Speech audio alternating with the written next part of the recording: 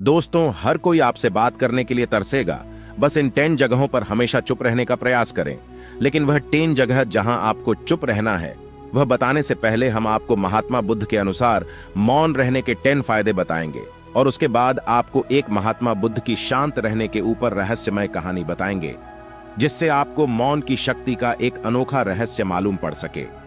तो चलिए महात्मा बुद्ध से जानते हैं शांत रहने के फायदों के बारे में। पहला फायदा उत्पादकता और उसका संबंध। अगर आप कोई भी काम करते हैं तो आप उस काम को करते समय यही प्रयास करते हैं कि आप अपना 100% उस काम को दें, जिससे आपको अधिक से अधिक उत्पादन मिल सके।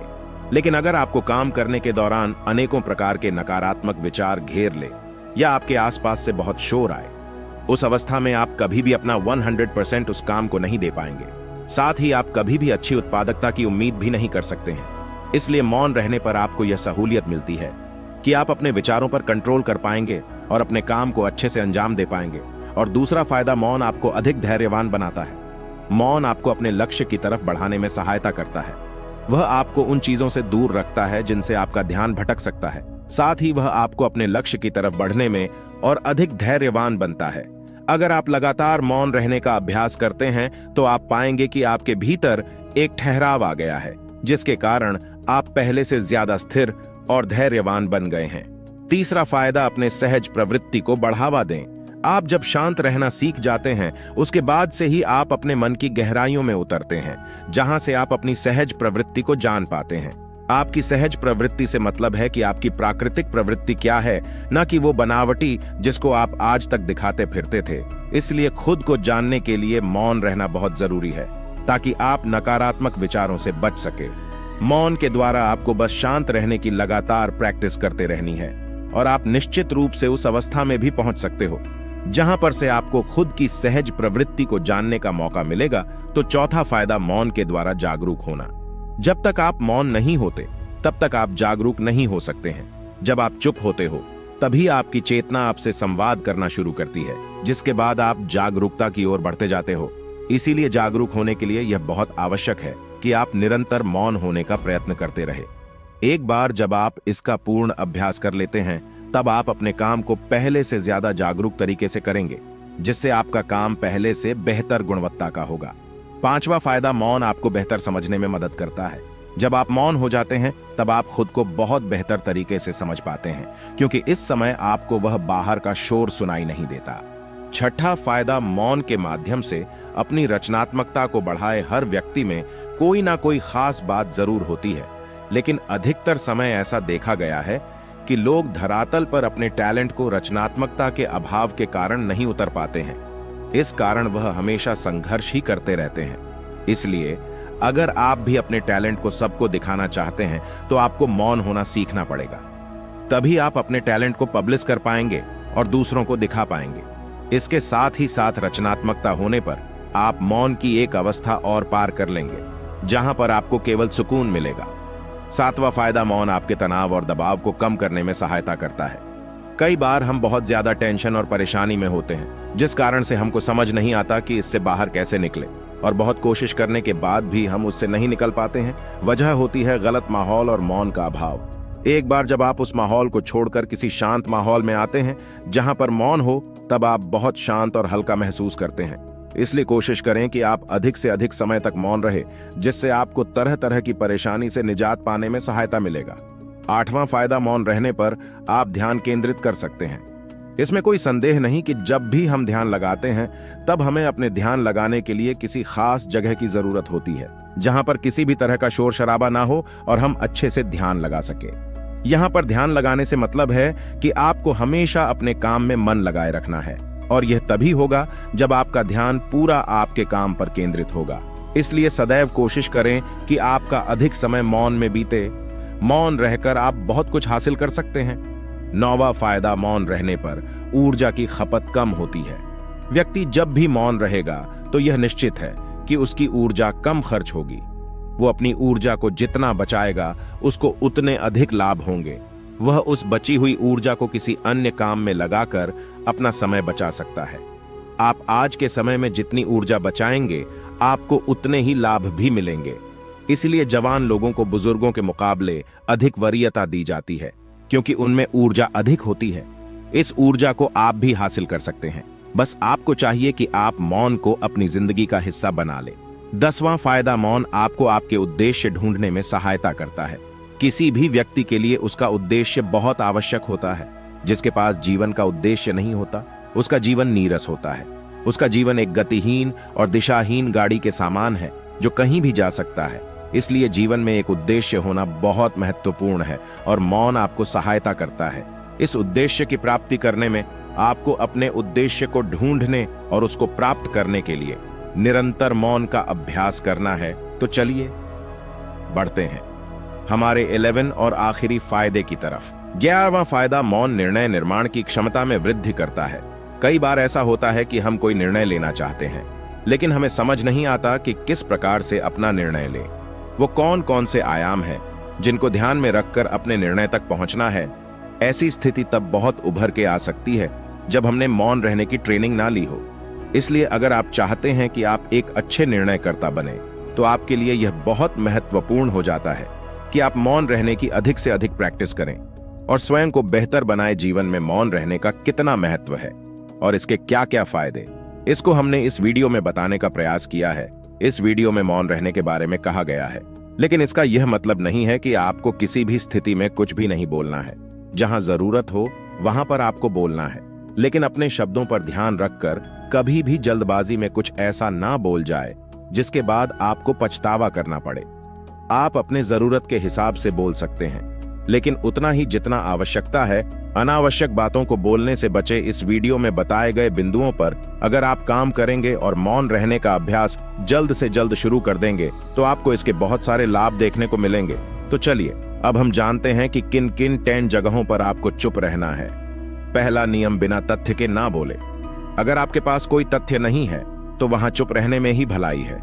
चुप बैठने से दिमाग में नई कोशिकाओं का निर्माण होता है और इससे ज्ञान की वृद्धि होती है। बोलने में भलाई वही है जहां आपको किसी चीज के बारे में पूरा ज्ञान हो। दूसरा नियम, शब्दों से ठेस ना पहुंचे।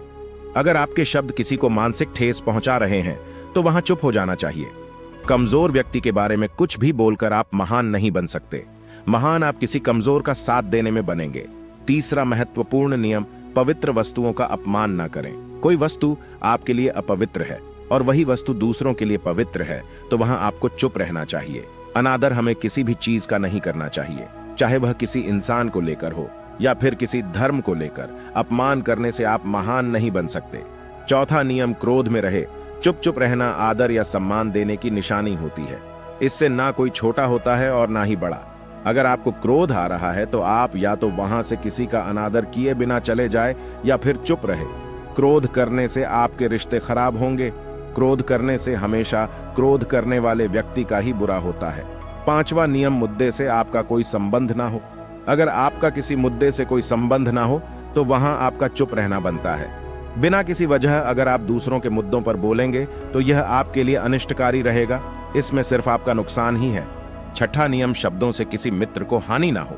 अगर आपके शब्द सामने वाले के परिवार या फिर मित्र की प्रतिष्ठा के बारे में बुरी झलक दिखा रहे हैं तो वहां आपको चुप रहना चाहिए। किसी के परिवार या फिर मित्र के बारे में बुरा बोलने से केवल आप ही बुरे बनेंगे। जो चीज आसानी से खत्म की जा सकती है उसे अपने शब्दों से बड़ा ना करें। सातवां नियम, बिना चिल्लाए ना करें कोई बात।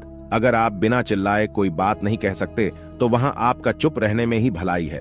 किसी पर चिल्लाने से आपके व्यवहार के बारे में पता चलता है। ज्यादा बोलने से चीजें हमेशा खराब ही हो जाती हैं। आठवां नियम, किसी के बारे में ना बोले। नीति शास्त्र के अनुसार जो अपने मुंह को बंद रखता है और बुद्धि से काम करता है वही इंसान समझदार हो है। बिना जरूरत के बोलना, किसी के बारे में बोलना, किसी के बीच में बोलना, यह गलत है। कभी कभी हमारे लिए बुद्धिमानी इसी में होती है कि हम अपना मुंह गलत जगह ना खोले और चुप रहे। 9वां महत्वपूर्ण नियम, शब्दों से आपके दोस्तों को हानि ना हो। कभी कभी दोस्तों के साथ जब हम मजाक करते हैं तो ध्यान रहे कि आपके शब्दों से किसी का अनादर ना हो। मजाक को भी हमेशा शब्दों के मायनों में ही रखें। जहां किसी को शब्दों से चोट लगे वहां चुप हो जाए। ज्यादा बोलने से हमेशा नुकसान होता है। 10वां और आखिरी नियम, किसी और की प्रतिष्ठा को हानि ना पहुंचाए। यदि आपके शब्दों से किसी और की प्रतिष्ठा को ठेस पहुंच रही है तो वहां आपको चुप हो जाना चाहिए। जब कोई व्यक्ति आपके सामने नहीं है तो आप उस व्यक्ति के बारे में बुरे शब्द किसी तीसरे व्यक्ति के सामने नहीं बोले तो अच्छा है। तो चलिए जानते हैं मौन रहने का एक अद्भुत रहस्य। महात्मा बुद्ध की एक रहस्यमय और पौराणिक कहानी से आश्रम के सभी बच्चे जब दूसरे कामों में लगे होते थे तो एक बच्चा एक कोने में बैठा चुपचाप अपने आप में खोया रहता था। वह अक्सर किसी से ज्यादा बात नहीं करता था। आश्रम की सभी जिम्मेदारियां पूरी करने के बाद जहां सभी बच्चे पूरे दिन की घटनाओं की चर्चा करने लगते हैं, वहीं पर वह शांत रहने वाला बच्चा एक बरगद के पेड़ के नीचे बैठकर ध्यान करने लगता था। सभी बच्चों को आश्चर्य होता था क्योंकि उसका कोई दोस्त नहीं था। वह अक्सर आश्रम में अकेला ही घूमता रहता था। यह देखकर उसके गुरु को बड़ी प्रसन्नता होती थी। उन्हें लगता था कि कोई तो है आश्रम में जो मौन यानी कि चुप रहने की ताकत को समझता है, उसके महत्व को समझता है। आश्रम के बारे में जब भी कोई जरूरी निर्णय लेना होता तो उसकी राय जरूर लिया करते थे। लेकिन यही बात गुरुजी के एक दूसरे शिष्य को बड़ी खटकती थी क्योंकि वो गुरुजी का प्रिय शिष्य बनना चाहता था। इसीलिए वह गुरुजी के सामने दूसरे बच्चों के कामों में कुछ ना कुछ कमियां निकालता रहता था जिससे गुरुजी उसे महान समझने लग जाए। अक्सर वह अपनी जिम्मेदारियां पूरी तरह से निभाने का दिखावा करता था, चाहे उससे कोई सलाह ना भी मांगे, लेकिन फिर भी वह उन्हें अपनी सलाह देता रहता था। वह बहुत ही बातूनी शिष्य था और आश्रम के दूसरे सभी बच्चों में बहुत प्रसिद्ध भी था क्योंकि वह सबसे हंसी मजाक करता रहता था, उनसे दिन भर बातें करता रहता था। इसीलिए उसकी सबसे दोस्ती हो गई थी। लेकिन जब आश्रम के गुरु उसकी राय ना लेकर दूसरे बच्चे की राय लेते थे तो यह बात उसे बड़ी खटकती थी।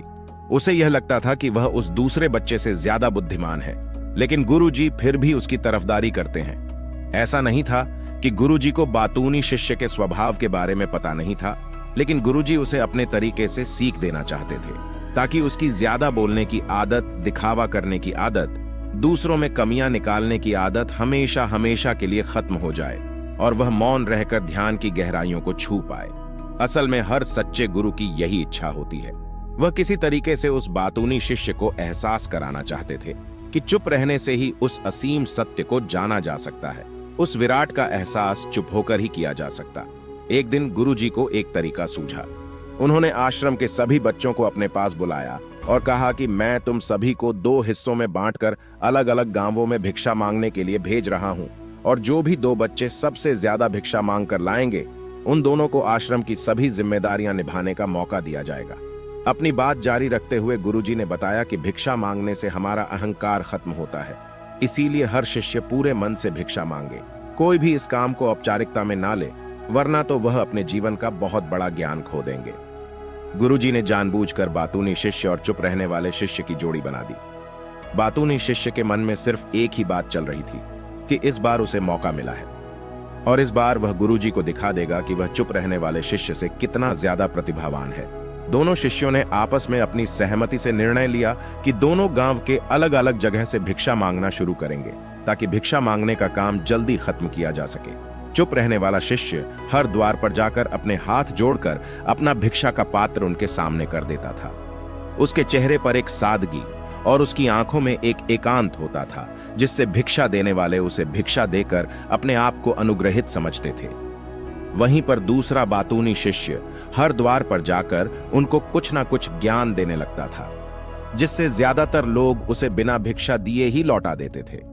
पूरे गांव में भिक्षा मांगकर जब दोनों गांव के बीच में मिले तो बातूनी शिष्य ने देखा कि चुप रहने वाले शिष्य के पास उससे दुगुनी भिक्षा थी। यह देखकर उसे मन ही मन बहुत ठेस पहुंचा, लेकिन जब वह दोनों भिक्षा का सामान लेकर आश्रम की तरफ जा रहे थे तब बातूनी शिष्य को एक चालाकी सूझी। उसने चुप रहने वाले शिष्य से कहा कि हमें अपनी भिक्षा एक ही थैले में डाल लेनी चाहिए। गुरुजी ने हम दोनों को एक साथ भिक्षा लाने के लिए कहा था। चुप रहने वाले शिष्य ने बिना कुछ बोले अपनी सारी भिक्षा उसके थैले में डाल दी। बातूनी शिष्य मन ही मन बेहद खुश हो रहा था कि अब गुरुजी को यह पता नहीं चलेगा कि ज्यादा भिक्षा हम में से किसने मांगी है। उसे लग रहा था कि गुरुजी मुझे इससे कम प्रतिभावान समझेंगे, इसीलिए उसने यह तरकीब लगाई। सभी शिष्यों के आने के बाद संध्या के समय जब सभी की भिक्षा तौली गई तो इन दोनों शिष्यों की भिक्षा सबसे ज्यादा निकली। गुरुजी ने इन दोनों का अभिवादन करते हुए आश्रम के सभी बच्चों के सामने उनकी पीठ थपथपाते हुए उन्हें मुबारकबाद दी और कहा कि मैं आश्रम का कार्यभार तुम दोनों को नहीं सौंप सकता, इससे आपसी मतभेद होने का खतरा रहता है। इसीलिए तुम दोनों में से जो ज्यादा भिक्षा लेकर आया है, आश्रम की जिम्मेदारी उसे ही सौंपी जाएगी। जब उन्होंने उनसे पूछा कि तुम में से ज्यादा भिक्षा कौन मांग कर लाया था, तो बातूनी शिष्य ने कहा कि गुरुजी, मैं इससे दुगनी भिक्षा मांग कर लाया था, लेकिन मुझसे गलती हो गई कि मैंने वो दोनों भिक्षा एक ही थैले में डाल दिया। मुझे नहीं पता था कि आप ऐसा निर्णय लेने वाले हैं, वरना तो मैं अपने भिक्षा का थैला अलग ही रखता। इस पर गुरुजी ने चुप रहने वाले शिष्य से पूछा कि क्या तुम इसके बात से सहमत हो? क्या तुम इससे कम भिक्षा लेकर आए थे? यह सुनकर चुप रहने वाले शिष्य ने कहा कि गुरुदेव, मेरे पास ऐसा कोई साधन नहीं है जिससे मैं यह साबित कर पाऊं कि मैं इससे ज्यादा भिक्षा लेकर आया था। असल में यह उल्टा बोल रहा है।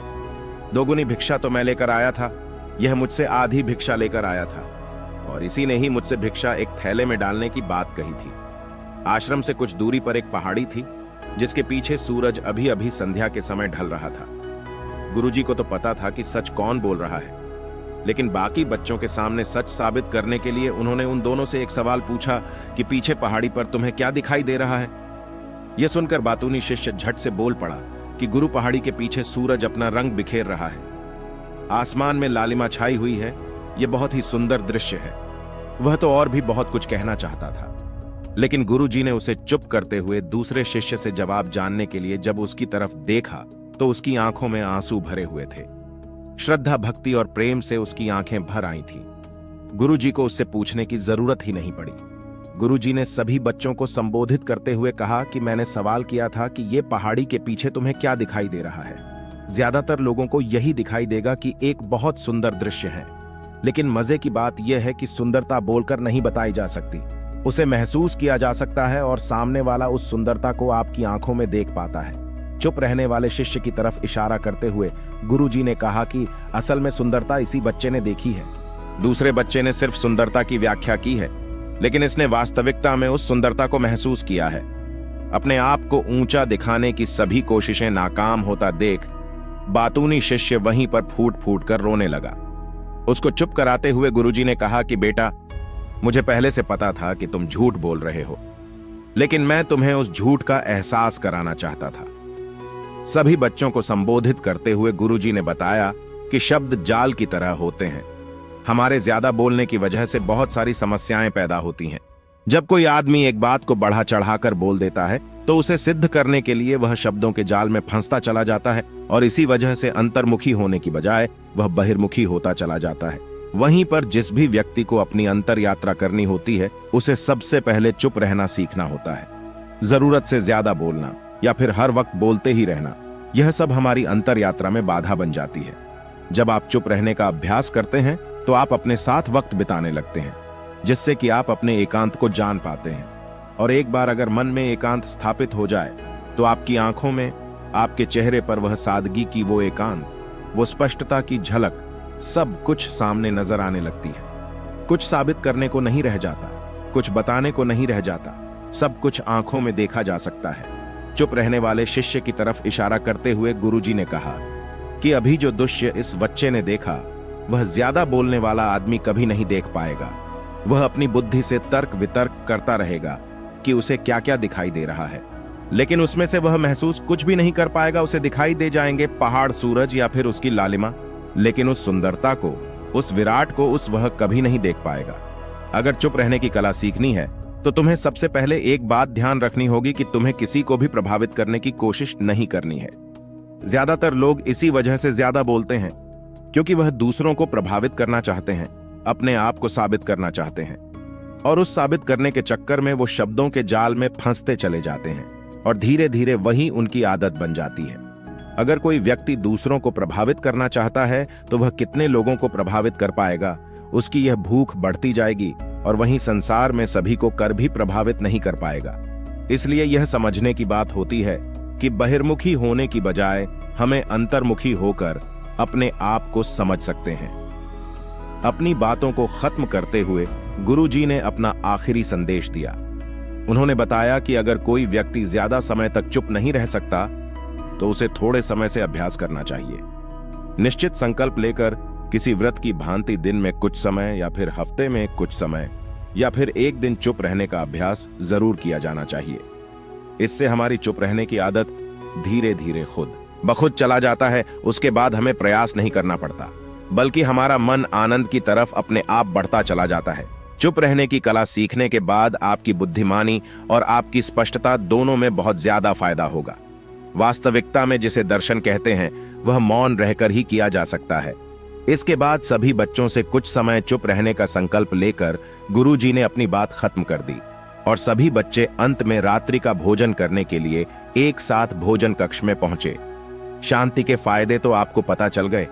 अब गौतम बुद्ध के अनुसार अपने मन को कैसे संयमित किया जाए, चलिए उसके बारे में जानते हैं। भगवान गौतम बुद्ध कहते थे, यह संसार एक माया जाल है जो कि मनुष्य को अच्छाई भी दिखाता है और बुराई भी दिखाता है। कभी सुंदरता दिखाता है तो कभी दुर्बलता दिखाता है। कभी यह संसार मनुष्य को आकर्षित करता है और कभी कभी मनुष्य को इतना उलझा देता है कि मनुष्य को खुद के जीवन का ध्यान ही नहीं रहता। इसलिए संसार के माया जाल से बचने के लिए भगवान बुद्ध कहते हैं, जो पुरुष अपने खुद के इंद्रियों से कभी नहीं हारा वह संसार से या पूरे ब्रह्मांड के किसी भी चीज से कभी हार ही नहीं सकता। वह मनुष्य जहां भी हो उसकी विजय निश्चित है। दोस्तों, इंद्रियों का मतलब होता है कान, नाक, त्वचा, जीभ और हाथ। इन 5 शरीर के अंगों को मुख्य इंद्रियां कहा जाता है। इन इंद्रियों को जो पुरुष या स्त्री अपने मन से संयमित कर पाते हैं वह पुरुष या स्त्री बड़ी ही आसानी से संसार के महासागर को पार कर लेते हैं।